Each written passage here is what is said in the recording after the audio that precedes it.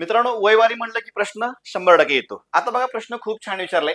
स्वाती आणि प्रीती यांच्या आजच्या वयाचे गुणोत्तर 3:5 आहे.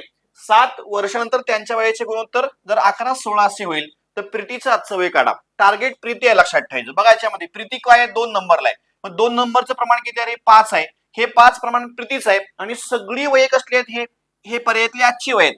मग 5 ने ते कुठे कुठे भाग जातो हे माझे उत्तर असतात. इथे भाग जातो, इथं भाग जातो, इथं भाग जात नाही, इथं भाग जातो. म्हणजे 3 माझे उत्तर असू शकत नाहीत.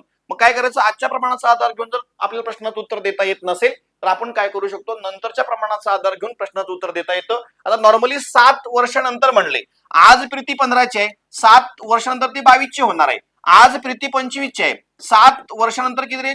32ची होणार आहे. आणि आज प्रीती जर 40ची असेल तर 7 वर्षानंतर ती 47ची होणार आहे. आता ह्याच्यामध्ये 11-16 मध्ये प्रीती कोण आहे? 16 आहे. मग 16 ते कुठे कुठे भाग जातो? इथं जातो का? जात नाही. इथं भाग जातो का? जात नाही. 32ला 16 भाग जातो. म्हणजे कन्फर्म फायनल माझं उत्तर पर्याय क्रमांक 2 असणार आहे. ह्याला कट मारा, ह्याला कट मारा. म्हणजेच काय? Option 2 is right answer.